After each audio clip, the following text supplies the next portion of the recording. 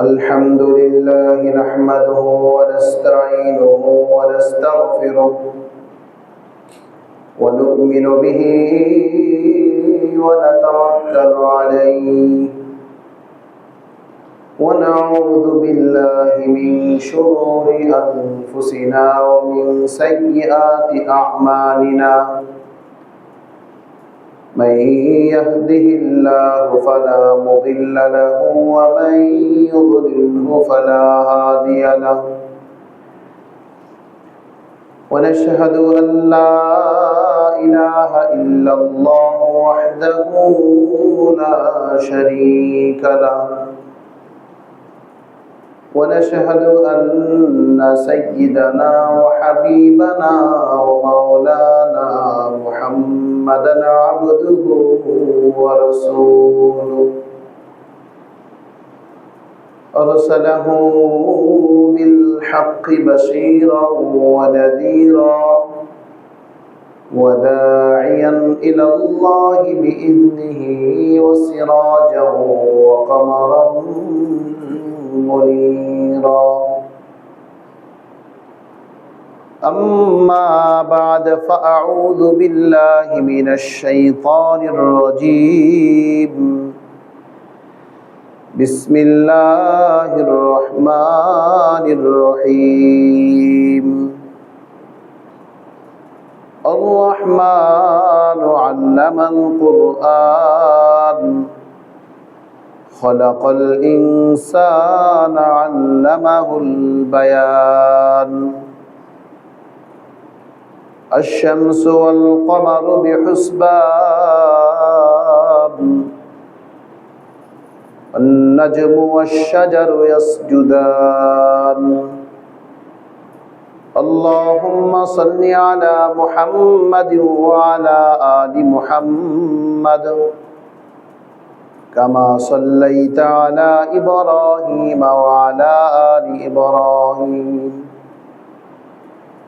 إنك حميد مجيد اللهم بارك على محمد وعلى آل محمد كما باركت على إبراهيم وعلى آل إبراهيم إنك حميد مجيد رب زدني علما رب اشرح لي صدري ويسر لي أمري واحلل عقدة من لساني يفقه قولي وبك نستعين يا فتاح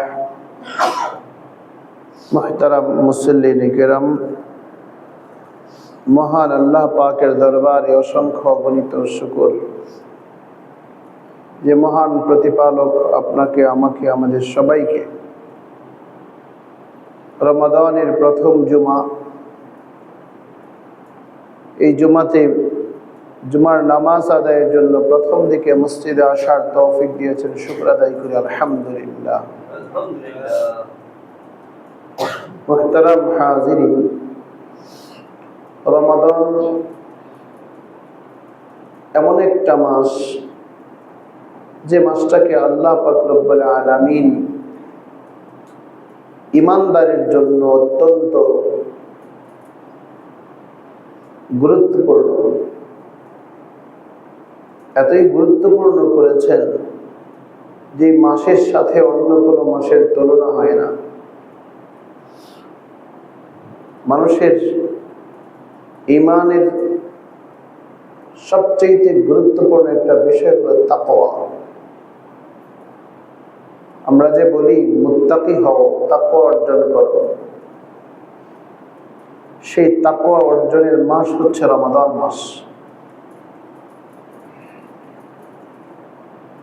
তাকওয়া শব্দটা কি, এটা কি জিনিস,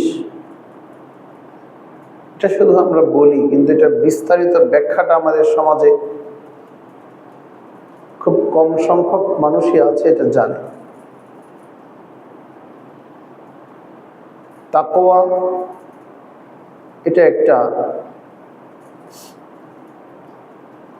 আমরা যেমন ইংরেজিতে বলি নাউন প্রোনাউন। তাকওয়া যেটা, এটা আসলে আরবিতে বলা হয়, আমরা বলে থাকি এটা বাংলায় বলে ক্রিয়া, আরবিতে বলে ফেল। এই তাকওয়া শব্দটা ওয়াকা ইয়াকি ওয়াকায়াতান শব্দ ধাতু থেকে নির্গত। অর্থ হচ্ছে রক্ষা করা, বাঁচানো। আর এটা থেকে যে শব্দটা বের হয়েছে সেটা হচ্ছে তাকওয়া। এর অর্থ হচ্ছে যে বেঁচে থাকার যোগ্যতা অর্জন করা, বা বেঁচে থাকার যে যোগ্যতাটা আছে সেটাকে প্রয়োগ করা। যে সে বেঁচে থাকার যোগ্যতা অর্জন করেছে অথবা করছে, করবে, এভাবেই অর্থগুলো হয়ে থাকে। যেমন আমরা একটা দোয়া পড়ি না, রব্বানা আতিনা ফিদ দুনিয়া হাসানা ওয়া ফিল আখিরাতি হাসানা ওয়া কিনা আযাবান নার। যে হে আমাদের প্রতিপালক, আপনি আমাদেরকে উভয় জগতের কল্যাণ দান করুন। ফিদ দুনিয়া হাসানা ওয়া ফিল আখিরাতি হাসানা, দুনিয়ার কল্যাণও দেন, আখিরাতের কল্যাণও আমাদেরকে দেন। ওয়া কিনা আযাবান নার, জাহান্নামের শাস্তি থেকে আমাদেরকে বাঁচান, আগুন থেকে বাঁচান, রক্ষা করো, আমাদেরকে বাঁচাও। এটা হচ্ছে ওয়াকা ইয়াকি ওয়াকায়াতান থেকে ওয়াকিনা, কিনা আমাদেরকে আপনি বাঁচান। ঠিক এই শব্দ থেকেই তাকওয়া, বাঁচার যোগ্যতা অর্জন করা। গত জুমায় বলেছি যে আমরা প্রশিক্ষণ গ্রহণ করে থাকি, যে কোনো পেশাজীবী মানুষ আমরা প্রশিক্ষণ নিয়ে থাকি। কিছু প্রশিক্ষণ দেওয়া হয় আত্মরক্ষার জন্য, বা কিছু প্রশিক্ষণ আছে আক্রমণাত্মক, আক্রমণ করার জন্য। সাধারণত প্রশিক্ষণগুলিতে অধিকাংশ ক্ষেত্রে যেটাই শেখানো সেটা হচ্ছে আত্মরক্ষার জন্য, নিজে বেঁচে থেকে তারপর অন্য কিছু করা। তাকওয়া শব্দের অর্থই হচ্ছে আত্মরক্ষা, বাঁচানোর যোগ্যতা অর্জন করা।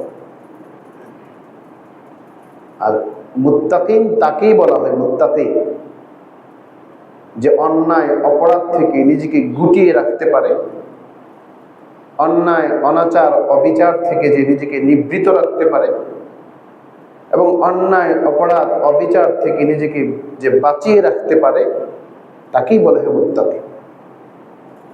এই যোগ্যতাটা যার মাঝে আছে তাকে বলা হয় মুত্তাকি। আর এই যোগ্যতাটাকে যে অব্যাহত রাখে, অর্থাৎ যা শিখেছে, যে যোগ্যতা তার মাঝে আছে, এটাকে চর্চা করে, সে হলো তাকওয়া অবলম্বনকারী। মুহতারাম হাজিরিন, রমাদান মাসটা হচ্ছে তাকওয়া অর্জনের মাস। কিন্তু এই তাকওয়া অর্জনের মাসের কথা আমরা বলি, কিন্তু সেভাবে কি আমরা তাকওয়ার চর্চা করি? আমাদের কি হয় সে তাকওয়ার চর্চা? আমি আজকের জুমায় খুব সংক্ষেপে রমাদান মাসের একটা চিত্র তুলে ধরছি অল্প সময়ে। আল্লাহ বলছেন, ফামান শাহিদা মিনকুমুশ শাহরা ফালইয়াসুম, তোমাদের মধ্য থেকে রমাদান মাসটাকে যে পায় সেজন্য রোজা রাখে। আবার বলছেন, তোমাদের মধ্য থেকে যে অসুস্থ হবে, মান কানা মিনকুম মারিদান আও আলা সাফারিন, অসুস্থ অথবা দূরে ভ্রমণকারী, 43 মাইলেরও অধিক যে মানুষটা সফর করছে, এই মানুষগুলো ব্যতীত।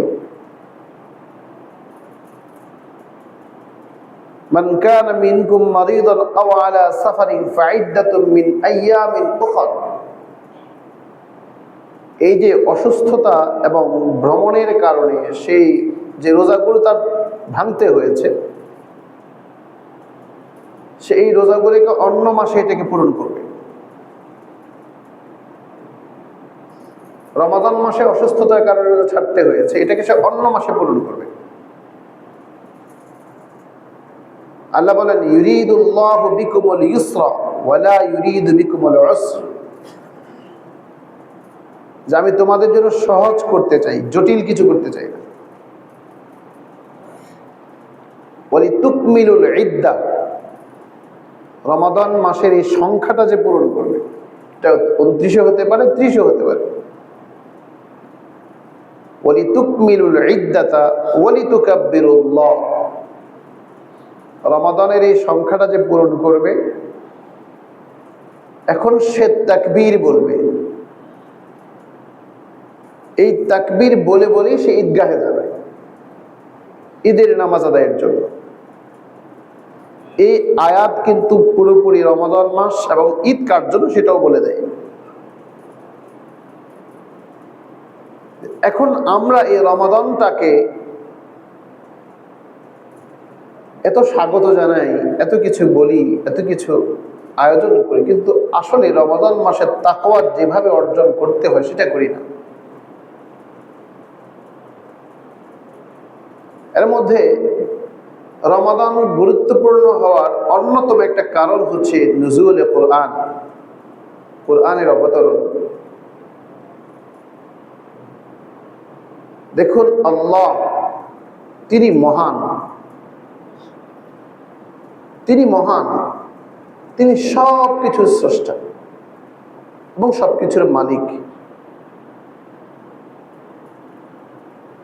তিনি স্রষ্টা, তিনি মালিক, তিনি মহান, তিনি গফফার, তিনি ক্ষমাশীল, তিনি সত্তার, সকল যত দোষ আছে সব ঢেকে রাখেন। জন্য আল্লাহকে বলে সত্তারুল উয়ুব, দোষ ত্রুটিকে গোপন ঢেকে রাখেন যিনি। আল্লামুল গায়ুব, যিনি অদৃশ্যের সব খবর রাখেন। আলিমুম বিদাতিস সুদূর, হৃদয়ের গহীনে লুকিয়ে থাকা কথা, সে কথাটাও জানেন আল্লাহ। আরেক আয়াতে আসছে, মা ইয়ালফিযু মিন কাওলিন ইল্লা লাদাইহি, যে মানুষের মুখ নিঃসৃত শব্দটা বা তার উচ্চারণটা, তার মুখ নিঃসৃত শব্দটা বের হওয়ার আগেই এটা আল্লাহ জানেন, এটা রেকর্ড হয়ে যায়। যে মহান আল্লাহ তিনি যত বড়, তার কালামটাও কিন্তু তত বড়। স্বাভাবিক ঊর্ধ্বতন কর্তৃপক্ষের অর্ডার এক একটা দপ্তরকে কাঁপিয়ে দেয়। ঊর্ধ্বতন কর্মকর্তা যত বড় হয়, তার অর্ডারটা তত বড়। জেলা প্রশাসক মহোদয় করলে এক ধরনের, বিভাগীয় কমিশনার করলে আরেক ধরনের, সচিব করলে আরেক ধরনের। আর যদি সংশ্লিষ্ট মন্ত্রণালয়ের মন্ত্রী করেন তাহলে এক রকমের, আর যদি প্রধানমন্ত্রীর আদেশ হয় তাহলে এটা আরেক রকমের। অর্থাৎ ঊর্ধ্বতন কর্তৃপক্ষের স্তর অনুযায়ী তার অর্ডারটার মর্যাদাও অধীনস্থদের কাছে ততটাই মূল্যবান। একটা অর্ডার পেলেই সবাই কেঁপে ওঠে, সব পিছনে ফেলে এই অর্ডারকে বাস্তবায়ন করতে, এটাই মানতে হবে, এটা সরাসরি বিশেষ নজরদারিতে আছে, এটা পালন করতেই হবে, এর প্রতিপালনটা আবশ্যক।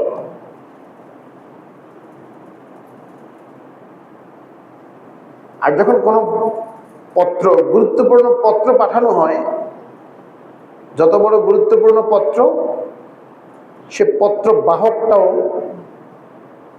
সাধারণ কোনো পিউন দিয়ে পাঠানো হয় না, বা সাধারণ কর্মকর্তা দিয়ে পাঠানো হয় না। এই অর্ডার প্রেরণ যিনি নাকি বাহক হন, সেও ওই মানিরই হন।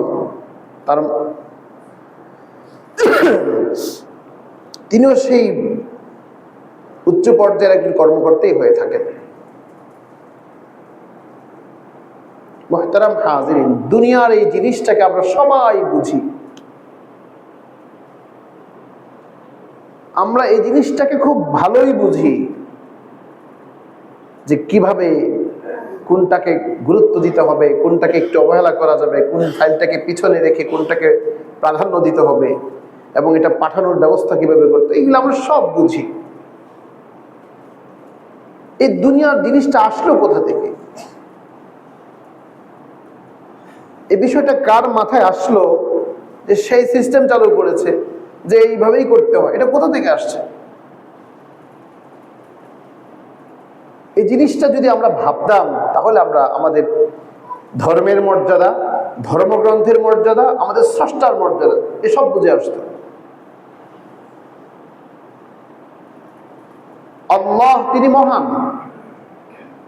আল্লাহর সাথে কাউকেই তুলনা করা যায় না। ঠিক আল্লাহ তার যে বার্তাটা আল্লাহ তারা তার নবীকে দেন, আল্লাহ যত বড় তার বার্তাও তত বড়। সুবহানাল্লাহ, তার কালামটাও কিন্তু তত বড়, তার কালামটাও তত বড়, কোনো অংশেই কম নয়। আল্লাহর সাথে যেমন কোনো শিরিক করা যায় না, তার কালামের সাথেও তার তুলনা কোনো কিছুই হতে পারে না। وَإِن كُنتُمْ فِي رَيْبٍ مِّمَّا نَزَّلْنَا عَلَى عَبْدِنَا فَأْتُوا بِسُورَةٍ مِّن مِّثْلِهِ, যদি তোমাদের এই কালামের উপর, এই গ্রন্থের উপর কোনো সন্দেহ, সংশয়, দ্বিধা, সংকোচ থাকে, ফাতু বিসূরাতিন মিন মিসলি, একটা নিয়ে আসুন এরকম। ওয়াদউ শুহাদাআকুম, তোমরা হয়তো একা একা পারবে না, তোমাদের সাথী সঙ্গী এরকম আরো গবেষক যারা আছে, কবি যারা আছে, তাদেরকে নিয়ে বসো। ইন কুনতুম সাদিকিন, তোমাদের দাবি যদি সঠিক হয়, তাহলে কি এটা? মুহাম্মদ তো কবি, সে তো কবিতার এটা ছন্দে ছন্দে সেটা বলে যায়, সে পাগল, সে গণক। তোমাদের এই কথাগুলো যদি সত্য হয়, তাহলে তোমরা সবাই মিলে আরেকটা বানাও। আল্লাহ চ্যালেঞ্জ ছড়িয়ে দিয়েছেন, আবার এটাও বলে দিয়েছেন ফাইল্লাম তাফআলু ওয়ালান তাফআলু, এই কালাম অবতীর্ণ হওয়ার পর থেকে এ পর্যন্ত কেউ পারে নাই, আবার ওয়ালান তাফআলু, ভবিষ্যতেও কিয়ামত পর্যন্ত কেউ পারবেও না। সুবহানাল্লাহ, আল্লাহ নিজে বলে দিয়েছেন।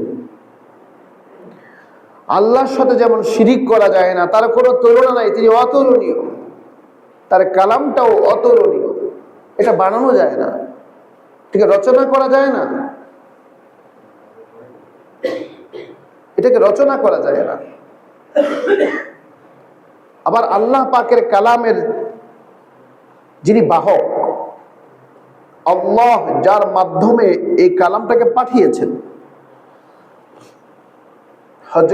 হযরত জিবরাইল আমিন আলাইহিস সালাতু ওয়াস সালাম, যাকে বলা হয় সাইয়্যিদুল মালায়েকা, সমস্ত ফেরেশতাদের সর্দার, এবং সকল ফেরেশতাদের মধ্যে সবচেয়ে মর্যাদাবান, সকল ফেরেশতাদের মধ্য থেকে তার ক্ষমতাটাও বেশি। আল্লাহ পাক রব্বুল আলামিন শুধু জিবরাইল আমিন আলাইহিস সালাতু ওয়াস সালামকে এই ওহী, এই বার্তা বাহক হিসেবে আল্লাহ পাকের পক্ষ থেকে রাসূলের কাছে ওহী নিয়ে আসবেন, ওহী পৌঁছানোর জন্য আল্লাহ জিবরাইলকে তৈরি করেছেন, আর কোনো কাজ তার নাই, আর কোনো কাজ তার নাই। আর যার কাছে অবতীর্ণ হয়েছে, মুহতারাম হাজির, একটু কথাগুলো তো সবই আপনারা জানেন, আমি বলবো একটু আমরা ফিল করি, অনুভব করি, বুঝার চেষ্টা করি। যে রাসূলকে আল্লাহ পাক রব্বুল আলামিন কালামটা দিয়েছেন, এই মানুষটা কেমন? এই মানুষটা হচ্ছে সকল মানুষ, পৃথিবীতে যত মানুষ অতীত হয়েছে এবং ভবিষ্যতেও আসবে, সকল মানুষের মানবীয় যত গুণাবলী আছে, মানবীয় যত সৌন্দর্যতা আছে, একটা পরিপূর্ণ মানুষ যেটাকে বলা হয় পরিপূর্ণ মানুষ, সে পরিপূর্ণ মানুষ হিসেবে আল্লাহ মুহাম্মদুর রাসূলুল্লাহ সাল্লাল্লাহু আলাইহি সাল্লামকে নির্ধারণ করেছেন। ওই মানুষটার কাছে আল্লাহ পাকে কালাম পাঠিয়েছে। আরো আশ্চর্য হবে, আমরা তো শুধু সুখ খুঁজি, শান্তি খুঁজি। আসলে মানুষ গড়ে ওঠে প্রতিকূলতার মধ্য দিয়ে। মানুষের ব্যক্তিত্ব বলেন, মনুষ্যত্ব বলেন, এগুলি গড়ে ওঠে প্রতিকূলতার মধ্য দিয়ে। এটা খুব খেয়াল করবেন যে পরিবারে সন্তানরা খুব সযত্নে বড় হয়, তাদের মধ্যে অনেক কমতি থাকে। আপনি আপনার সন্তানের সব শখ পূরণ করবেন, সব ইচ্ছা পূরণ করবেন, আপনার সন্তানটা মানুষ হবে না। কারণ তার জীবনে অপূর্ণতা বলতে কিছুই নেই। আপনার অনেক আছে, তবুও যদি আপনি তাকে অভাবটা শিখাতে পারেন,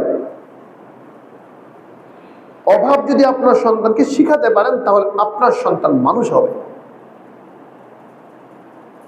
আর সে যতই মেধাবী হোক, যত কিছুই হোক, কিন্তু সে অভাবটা বুঝে না, যে অভাবের মধ্য দিয়ে সে বড় হয়ে ওঠে নাই, অভাব জিনিস আর শিখে নাই, তাহলে আপনার সন্তান মানুষ হতে পারে নাই। আমি এ কথা বলছি না, অভাব বলতে আমরা কি বুঝি? একটা হচ্ছে বাস্তব অভাব, একটা কৃত্রিম অভাব। আপনি একজন সচেতন অভিভাবক হিসেবে আপনার দায়িত্ব আপনার সংসারে কৃত্রিম সংকট তৈরি করে রাখা, এটা আপনার দায়িত্ব। এটা দুইটা ফায়দা হবে, অভাবে স্বভাব নষ্ট হচ্ছে কিনা পরীক্ষা হবে, আর অভাবে তাদের আচরণটা কি সেটাও শিক্ষা পাবে। আর ভবিষ্যতে আপনার এই সন্তান যেখানেই যাবে, তার জীবনে সংসার হবে, সেও কর্মস্থলে পদার্পণ করবে, সেই জায়গা তো সে নিজেকে সংযত রাখতে পারবে, অনেক অন্যায় অনাচার থেকে সে বেঁচে যাবে। আর আপনি যদি আপনার আছে যা খরচ করেন, সব চাহিদা, যে আমি তো এভাবে বলি, এটা আমার কথা না ভাই, এটা রাসূলুল্লাহ সাল্লাল্লাহু আলাইহি ওয়াসাল্লাম এই কথা বলেছেন। আপনি সংসারের সব চাহিদা যে পূরণ করেন, সে আসলে অভিভাবক না। প্রয়োজন 10 টাকা, 8 টাকা ব্যয় করেন, 2 টাকা ক্রাইসিস, এবার এই 2 টাকা কৃত্রিম সংকট থাকবে, শিখুন। সেই জন্য সন্তানের সব স্বপ্ন পূরণ করতে হয়। এই কথাটা কেন বললাম? রাসূল সাল্লাল্লাহু আলাইহি ওয়াসাল্লামকে মানবীয় সমস্ত গুণ দিয়ে আল্লাহ বানিয়েছেন, সব দিয়েছেন। এই মানুষটার জীবনে কত কিছু দেখেন। আমরা তো জানি ইসমাঈল আলাইহিস সালাতু ওয়াস সালামকে জবাই করতে চেয়েছেন, হুকুম আসছে জবাই করো তোমার সন্তানকে। আর এটাও কি আমরা জানি যে রাসূল করিম সাল্লাল্লাহু আলাইহি ওয়াসাল্লামের পিতা আব্দুল্লাহ, তাকে কিন্তু যুযবিহাতাইন বলা হয়। এটা বিস্তর ইতিহাসে আর লম্বা দীর্ঘ আলোচনা, সেদিকে যাচ্ছি না। উনাকেও জবাই করতে আদেশ করা হয়েছিল। তো মুহতারাম হাজিরিন, রাসূল করিম সাল্লাল্লাহু আলাইহি ওয়াসাল্লাম আল্লাহ পাকের এত প্রিয় মানুষ, সকল নবীদের উপর যত অত্যাচার, নির্যাতন, নিপীড়ন যা কিছু হয়েছে, সমস্ত অত্যাচার অনাচার, তাদেরকে যে তিরস্কার করা হয়েছে, সবগুলোকে যদি এক পাল্লায় রেখে দেওয়া হয়, আর রাসূল করিম সাল্লাল্লাহু আলাইহি ওয়াসাল্লামকে তায়েফ থেকে যুবকরা যে বিতাড়িত করেছে পাথর ছুঁড়ে, এটাকে যদি এক পাল্লা রাখা হয়, রাসূলের তায়েফের কষ্টের পাল্লাটাই সবচেয়ে ভারী হয়ে যাবে। এটা কেন হলো? রাসূল সাল্লাল্লাহু আলাইহি ওয়াসাল্লামের বাবা দুনিয়াতে আসার আগেই নাই, মাও নাই। মা তো দুনিয়াতে আসার পরে ইন্তেকাল করেছে, কিন্তু মায়ের দুধ পান করতে পারেনি। আমরা সিরাত পড়ি না, রাসূলের জীবনে যদি পড়তাম আর প্রত্যেকটা জায়গা থেকে শিক্ষা নিতাম, তাহলে আমাদের অনেক উপকার হতো। সে রাসূল সাল্লাল্লাহু আলাইহি ওয়াসাল্লাম মায়ের স্নেহ মায়া মমতা খুবই কম পেয়েছেন। সেই একেবারে পল্লীতে চলে যেতে হয়েছে, পাহাড়ের পাদদেশে চলে যেতে হয়েছে। আবার এই মানুষটাকে দেখেন, সবাই তাকে বিশ্বস্ত করে।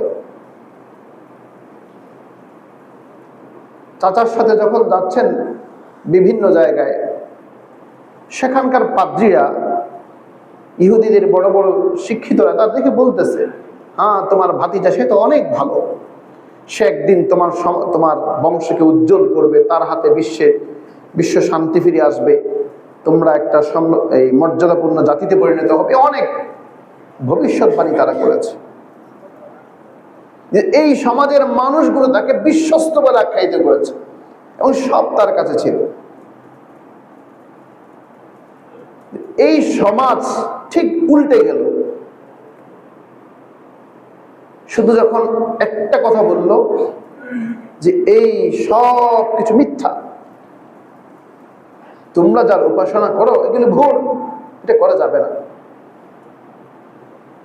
বাস ওটা সমাজটাই পাল্টে গেল। মুহতারাম হাজিরিন, এই জিনিসটা আমাদের বুঝতে হবে।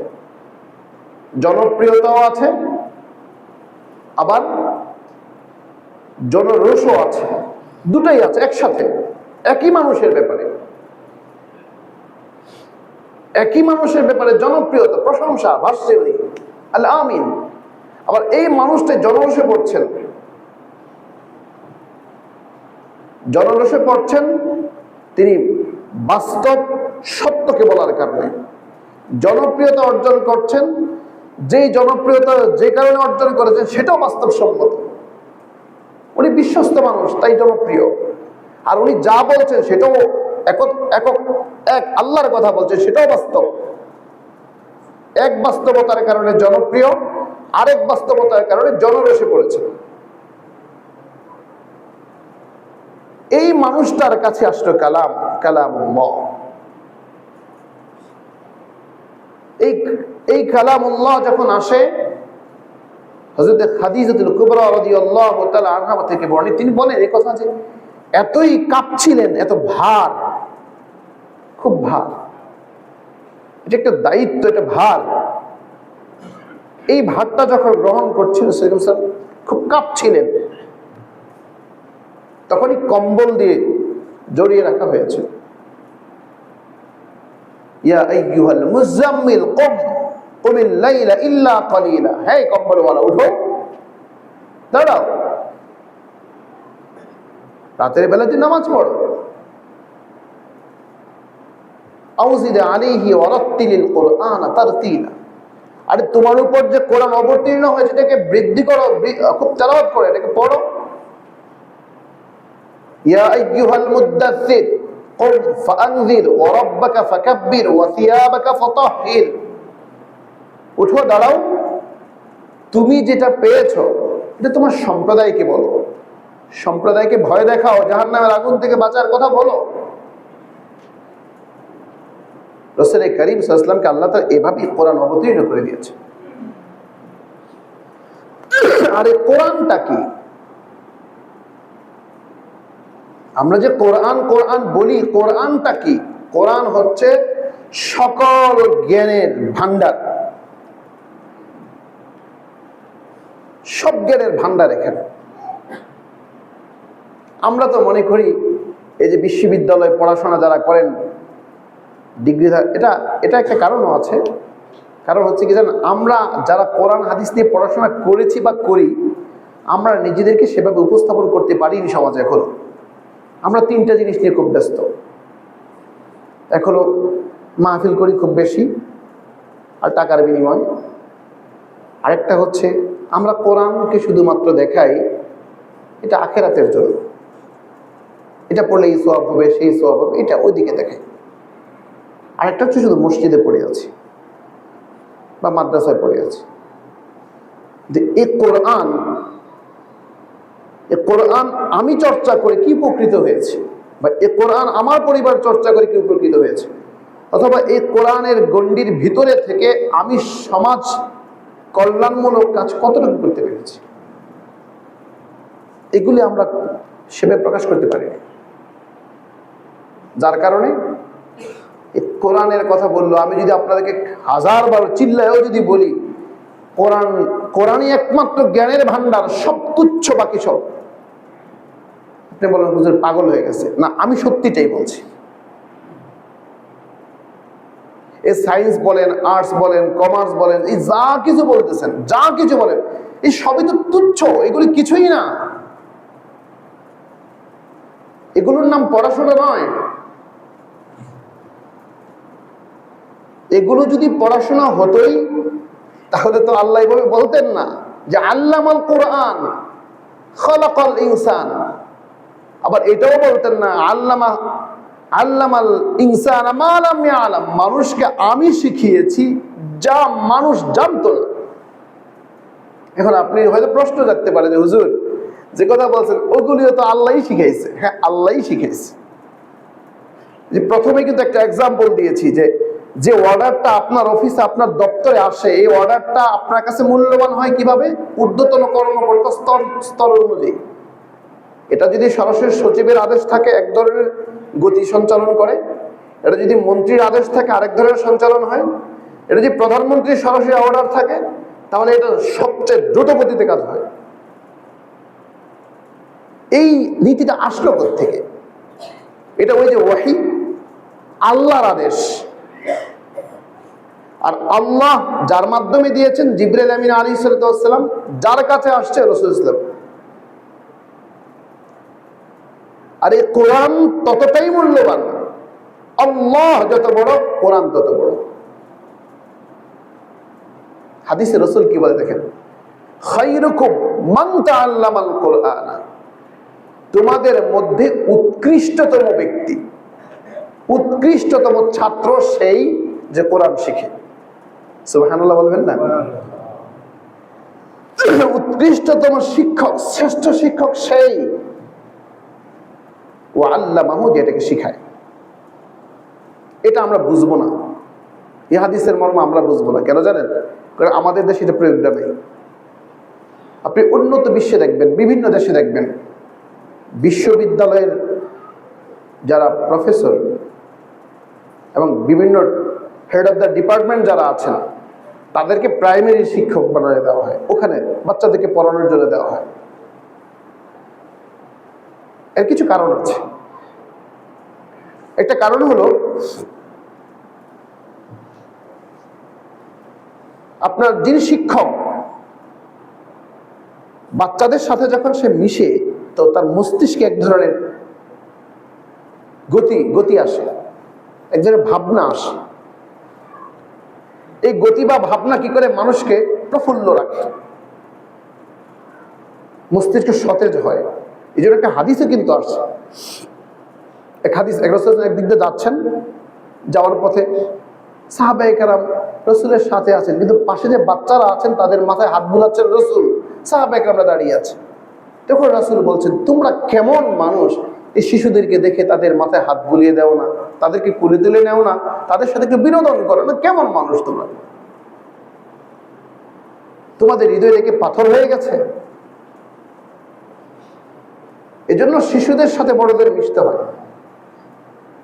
আরেকটা কারণ হলো, এই শিশুরাই যখন দেখবে যে ও অমুক বিশ্ববিদ্যালয়ের একজন শিক্ষক আমাকে ক্লাস নিচ্ছে, তাহলে সে স্বপ্ন দেখবে আমার এত বড় হতে হবে,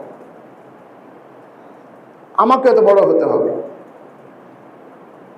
আপনাকে যদি আপনার ঊর্ধ্বতন কর্মকর্তা যে প্রশংসা করে আপনার একটা কাজের, আপনি কত আনন্দিত হন, আমি কত আনন্দিত হয়, আমার অমুক আমার প্রশংসা করছে, মাশাআল্লাহ। একটু হাসি দিলেই তুমি আমাকে দেখে হাসি দিয়েছেন, মাশাআল্লাহ, অনেক কিছু।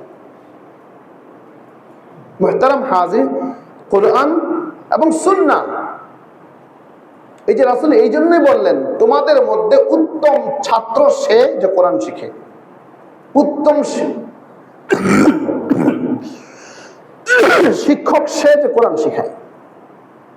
এখন আমরা যদি বলি ও মুক্ত শাইখুল হাদিস, মাশাআল্লাহ শাইখুল হাদিস, উনি বুখারী হাফেজ, মাশাআল্লাহ কত বড় মানুষ, শাইখুল হাদিস, শাইখুল আরব ওয়াল আজম। আমরা এটাকে অনেক বড় করে দিই, উনি বুখারী পড়ায়, মুসলিম পড়ায়, তিরমিজি পড়ায়, নাসাই পড়ায়, ইবনে মাজাহ পড়ায়, উনি অনেক আবু দাউদ শরীফের পুরা মুখস্থ ওনার, বা আবু দাউদ শরীফ একটা ব্যাখ্যা গ্রন্থ লিখেছেন, বুখারীর ব্যাখ্যা গ্রন্থ লিখেছেন, বুখারীর প্রথম বঙ্গানুবাদকারী। আমরা তাকে কত বড় করে দেখি, কিন্তু রাসূল এটা কোথাও বলেন নাই। হযরত আবু হুরায়রা রাদিয়াল্লাহু তাআলা আনহু সবচেয়ে বেশি রাসূলের কাছে থেকে হাদিস সংগ্রহ করেছেন। বর্ণিত যত হাদিস আছে অধিকাংশই আবু হুরায়রা রাদিয়াল্লাহু তাআলা রেফারেন্সে বলা হয়। কিন্তু রাইসুল মুফাসসিরিন আব্দুল্লাহ ইবনে মাসউদ রাদিয়াল্লাহু তাআলা আনহু বা ইবনে আব্বাস রাদিয়াল্লাহু তাআলা আনহুকে রাসূল সাল্লাল্লাহু আলাইহি ওয়াসাল্লাম সবচেয়ে বেশি করতেন। এই যে কোরআনের তাফসীর তিনি বেশি করেছেন। মুহতারাম হাজির, আমার এই এত কথা বলার উদ্দেশ্য হলো কি জানেন? আমরা কোরআনকে আমরা সবচেয়ে বেশি অবমূল্যায়ন করি। এটা আমি খুব সহজ আর স্পষ্ট বলি, কোরআনকে মূল্যায়ন আমাদের সমাজে খুব কম হয়, খুব কম হয়। এই মূল্যায়ন করেই না। কারণ আমরা যদি কোরআনটাকে পড়তাম আর বুঝতাম, আল্লাহ বলছেন খলাকাল ইনসান আল্লামাহুল বায়ান, আর রহমান তিনি দয়াময়, দয়ালু, আল্লামাল কোরআন, কোরআন শিক্ষা দিয়েছেন, খলাকাল ইনসান মানুষ সৃষ্টি করেছেন, আল্লামাহুল বায়ান কোরআন শিক্ষা দিয়ে সে তার মনের ভাব অভিব্যক্তি প্রকাশের সুযোগ দিয়েছেন। আগামীকাল 21শে ফেব্রুয়ারি, মাতৃভাষা, প্রাণের ভাষা, কত কিছু। মুহতারাম হাজির, বাস্তবতা হলো যে আমরা এই জিনিসগুলো শুধু কথায় আছে, কাজে নাই। আমাদের কাজে নাই, আমরা কাজে বিশ্বাসী না, কথায় বিশ্বাস করি, কাজ করিই না। অথচ আল্লাহ কি বলছেন? লিমা তাকুলুনা মা লা তাফআলুন, কেন তোমরা ওইটা বলো যে তোমরা করো। ভাব প্রকাশের যোগ্যতা দিয়েছেন আল্লাহ, সেটা কোরআন শিক্ষার মাধ্যমে। এখন আপনি প্রশ্ন করেন, হুজুর এটার সাথে 21শে ফেব্রুয়ারি কি মিলাইলেন? যোগসূত্রটা স্পষ্ট, সূরা রুমের মধ্যে আসছে, অমিন আয়াতিহি খালকুস সামাওয়াতি ওয়াল আরদি ইখতিলাফু আলসিনাতিকুম ওয়া আলওয়ানিকুম ইন্না ফি যালিকা লাআয়াতিন লিল আলিমিন। আল্লাহ বলেন, এই যে ভাষার ভিন্নতা, রঙের ভিন্নতা, মানুষের দেহের রঙের ভিন্নতার, ভাষার ভিন্নতা, এটা আল্লাহ পাকের একটা বড় নিয়ামত। বিভিন্ন ভাষা আল্লাহ তৈরি করে দিয়েছেন, সৃষ্টি করেছেন, বিভিন্ন রঙের মানুষ আল্লাহ দিয়েছে। আল্লাহ বলছে জ্ঞানীদের জন্য এর মাঝে বড় নিদর্শন রয়েছে। নিদর্শনটা কি? নিদর্শনটা হচ্ছে এই যে বহু ভাষার মানুষ, বহু রঙের মানুষ, এই পৃথিবীতে মানুষগুলো আমরা সবাই চলছি। প্রত্যেকটা মানুষের একেবারে যে জিনিসটা ছাড়া মানুষের অস্তিত্ব টিকেই থাকতে পারে না, সে জিনিসটা সরবরাহ করেন কে? বলেন, সে জিনিসটা সরবরাহ করেন কে? আল্লাহ। সেটা সরবরাহ করেন কে? আল্লাহ। দেখুন, আমার আপনার সবকিছু দিচ্ছেন আল্লাহ। এই অক্সিজেন, এই খাদ্য, পানি, আলো, বাতাস, এগুলি কোথা থেকে আবিষ্কার হয়? সবই তো আল্লাহই দিয়ে যাচ্ছেন। এখন আল্লাহ বলছেন, বান্দারে আমি তোর জন্য সব দিলাম, তুই শুধু আমার দেওয়া বার্তাটা, আমি তোর কাছে যেটা পাঠাইছি, এটাকে তুই অনুধাবন কর, এটাকে চর্চা কর, এটাকে ধারণ কর, তোর পৃথিবীটা শান্তির নীড়ে পরিণত হয়ে যাবে। তোর পৃথিবীটা শান্তির নীড়ে পরিণত হয়ে যাবে। যে কোনো ভাষার মানুষ হোক, যে কোনো রঙের মানুষ হোক, যে কোনো বর্ণের মানুষ হোক, যে কোনো পেশার মানুষ হোক। আজকে কোরআনটাকে আমরা পড়ি, আবার পড়ি না, পড়ি শুধু খতম তোলার জন্য, পড়ি শুধু সওয়াব পাওয়ার জন্য। আপনি শুধু পড়েন খতমের জন্য আর সওয়াব করার জন্য, তা আপনি কোরআন, আপনি কি লাভ পাবেন? আমি কি লাভ পাবো? আমি যদি কোরআনের ব্যবসা নীতিকে আছে, আমি যদি ব্যবসা নীতি আমার ব্যবসা প্রয়োগ করি, তাহলে আমি কোরআনের স্বাদ পাবো। আমি যদি আমার সমাজ নীতিতে আমার কোরআনের বিধানকে আমি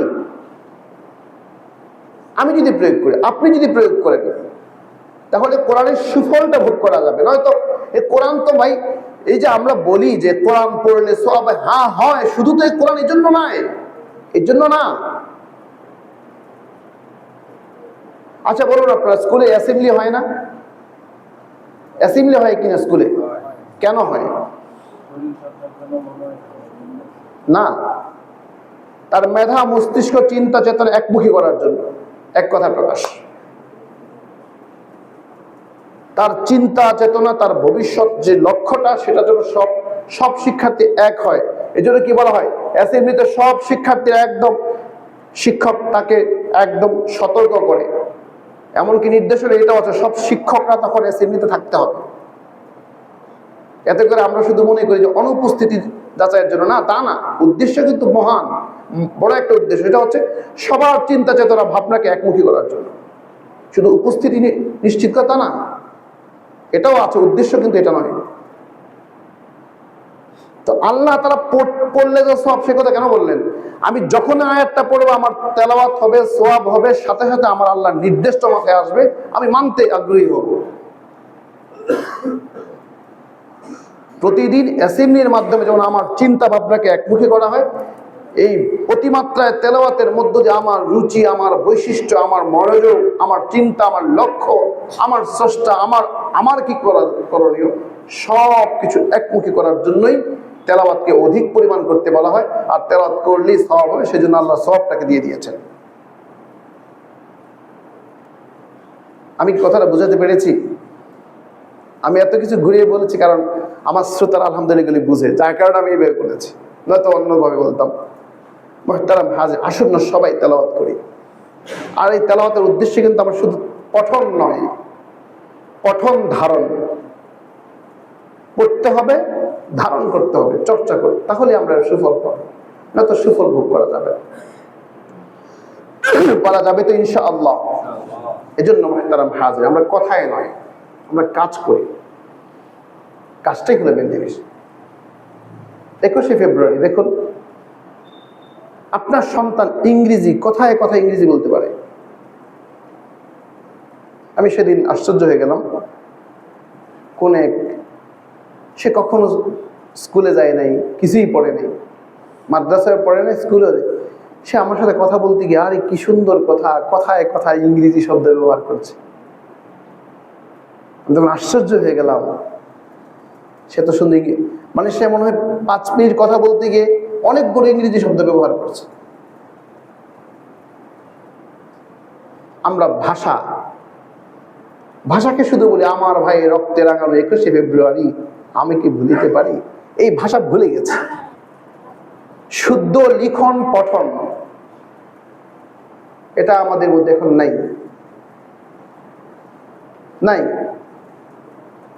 ইংরেজি শুদ্ধ লিখন পঠন সেটাও নাই, এটাও বাস্তবতা। তো আমাদের এই সমস্যাগুলো কেন হয়? আমরা শুধু বলি, করি না।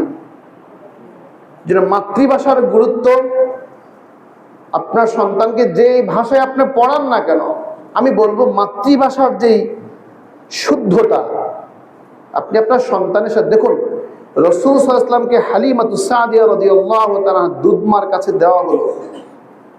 জন্মদাতা যেই মায়ের গর্ভে আসছিলেন, সেই মাই দিয়েছেন। সেই দূর একেবারে পাহাড়ের পাদদেশে কেন দেওয়া হয়েছে?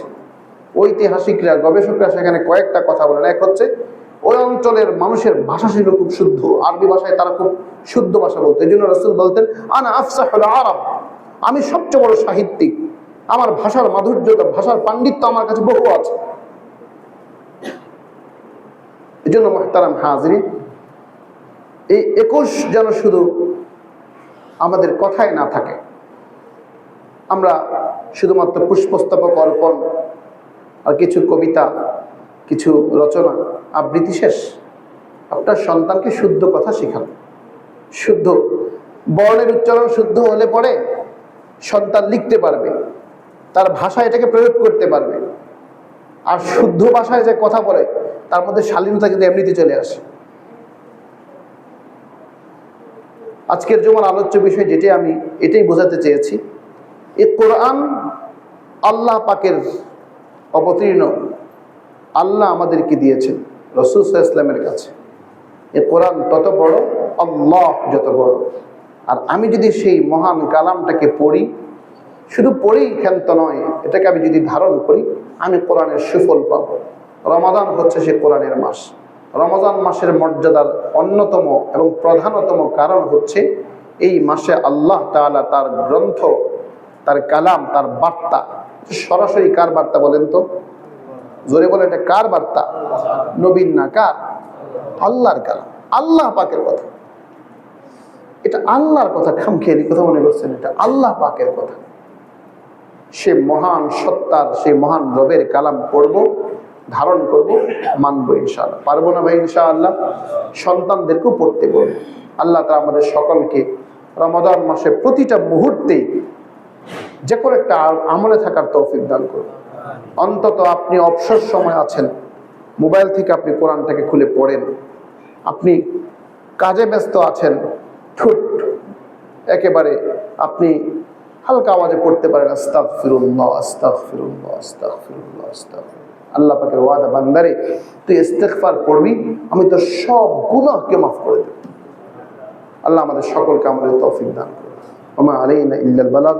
ক্বাবলা জুমা 4 রাকাত সুন্নাত যারা পড়েন।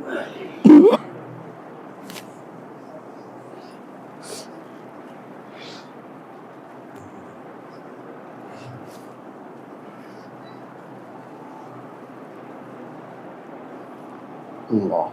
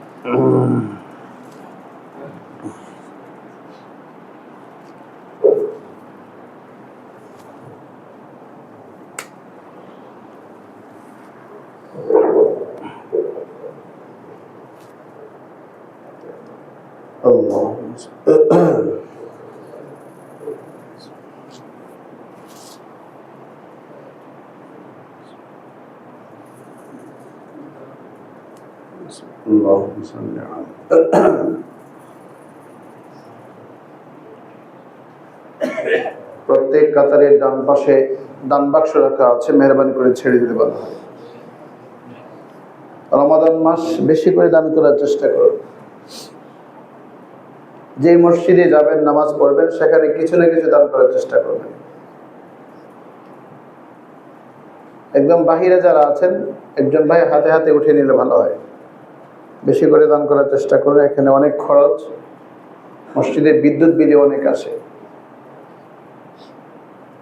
প্রত্যেক কাতার থেকে ছেড়ে দিতে পারে।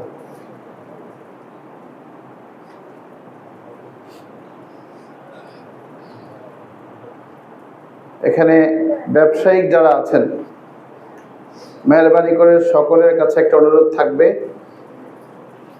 বাজারের যেন পণ্যের দাম যেভাবে বৃদ্ধি করা হচ্ছে, এটা কিন্তু ঠিক না। বিশেষ করে লেবু, পুদিনা পাতা, চাশনি পাতা, তারপরে মরিচ, শসা, জি সবকিছুই। হ্যাঁ, আর বাজার তো আমি করি, বাজারে কিন্তু আমি করি, সেজন্য জানি। এখন আমি কথা বলছি, আমাকে বলতে দেন। মোবাইল কোড হয়, কিন্তু আপনারা বড় চালাক। মোবাইল কোড করতে গেলে যে কি করেন, এটা ওনারাও বুঝেন, সবাই বুঝেন, কিন্তু পাবলিক তো আমরা খারাপ। আমাদের দেশে পুলিশ কয়জন আছে? এই পুলিশ কি মার খেতে যাবে? আর আমি স্পষ্ট গত জুমায় বলেছি, আমরা প্রজারা যতক্ষণ পর্যন্ত সোজা না হব, আপনি শাসক ভালো পাবেন না। এজন্য দুর্নীতির ব্যাখ্যা এমন আসবেই। যে ব্যাখ্যা শুনেছেন, শুনতে আরো প্রস্তুত থাকতে হবে, কারণ আমরা প্রজারা ভালো না। আমরা প্রজারা যদি ভালো হয়ে যাই, এই যেরকম শশার মূল্য, লেবুর মূল্য, এইগুলি দ্রব্যমূল্য বৃদ্ধি না করি, তাহলে কোথা থেকে চাঁদাবাজ আসবে? আমি ব্যবসা করেছি, আমি চাঁদা দেওয়ার জন্য বসছি নাকি তোমার এখানে? এই জন্য সকলের প্রতি উদাত্ত আহ্বান, সুন্দর সমাজ বিনির্মাণে আমাদের প্রজাদেরকে আগে ভালো হতে হবে। তাহলে শাসকরা সেবক হবে, তারা শাসক হবে না, এবং এই দায়িত্বভার নিতেও আসবে না তখন তারা। কথাটা কি মনে থাকবে সবার ইনশাআল্লাহ? একদম বাইরে যারা আছেন সবাইকে বলছি, আল্লাহ আমাদের সবাইকে আমলের তৌফিক দান করুন।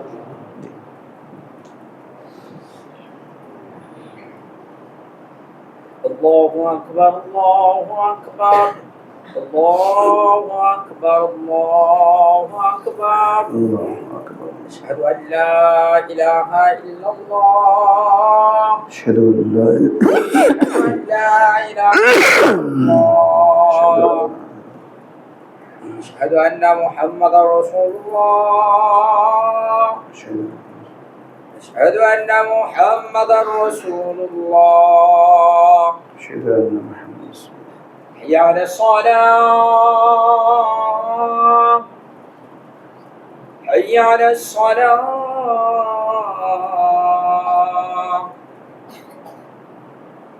حي على الفلاح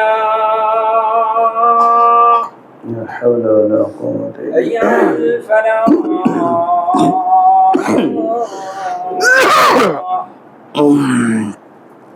الله أكبر الله أكبر بالله.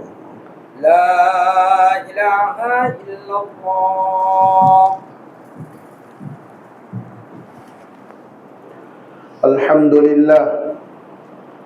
لله الذي خلق السماوات بغير عمد وبسط الأرض على ماء جمد وصلى الله تبارك وتعالى عليه وعلى آله وصحبه أجمعين. أما بعد، فأعوذ بالله من الشيطان الرجيم.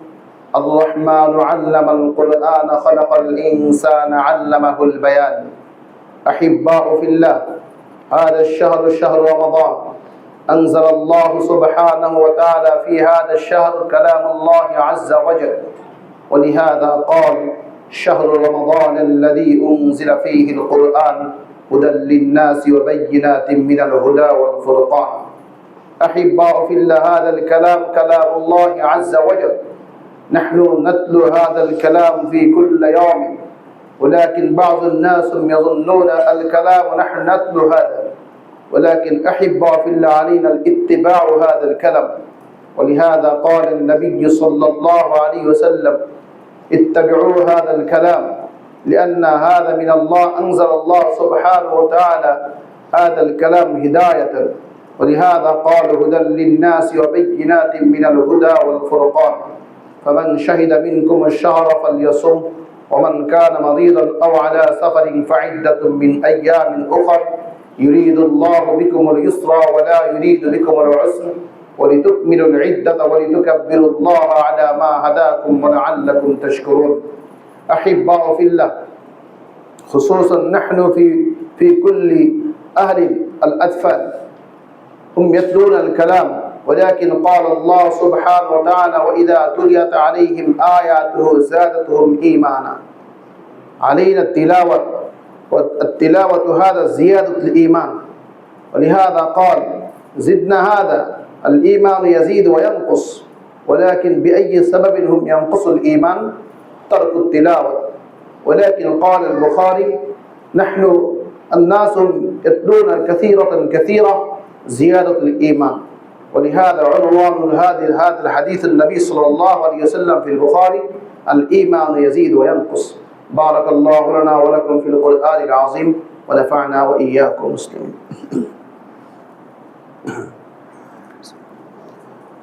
الحمد لله نحمده ونستعينه ونستغفره ونؤمن به ونتوكل عليه، ونعوذ بالله من شرور أنفسنا ومن سيئات أعمالنا. من يهده الله فلا مضل له، ومن يضلله فلا هادي له. ونشهد أن لا إله إلا الله وحده لا شريك له، ونشهد أن محمدا عبده ورسوله، أرسله بالحق بشيرا ونذيرا، وداعيا إلى الله بإذنه وسراجا وقمرا منيرا. أما بعد، فأعوذ بالله من الشيطان الرجيم. إن الله وملائكته يصلون على النبي، يا أيها الذين آمنوا صلوا عليه وسلموا تسليما. اللهم صل وسلم على محمد النبي الأمي وعلى آله وسلم تسليما. وقال النبي صلى الله عليه وسلم: أرحم أمتي بأمتي أبو بكر، وأشدهم في أمر الله عمر، وأصدقهم حياء عثمان، وأقضاهم علي، وفاطمة سيدة نساء أهل الجنة، والحسن والحسين سيدا شباب أهل الجنة، وحمزة أسد الله وأسد رسوله. اللهم اغفر للعباس وولده مغفرة ظاهرة وباطنة لا تغادر ذنبا. الله في أصحابي لا تتخذوا غردا من بعدي، فمن أحبهم فبحبي أحبهم، ومن أبغضهم فببغضي أبغضهم. وخير أمتي قرني، ثم الذين يلونهم ثم الذين يلونهم. اللهم أعز الإسلام والمسلمين.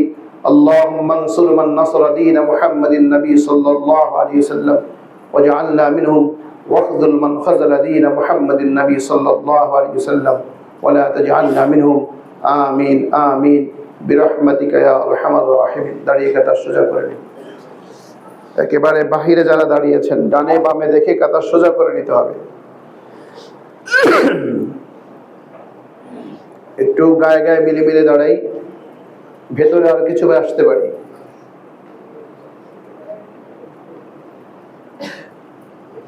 জি, ইকামত হচ্ছে। الله أكبر الله أكبر الله أكبر الله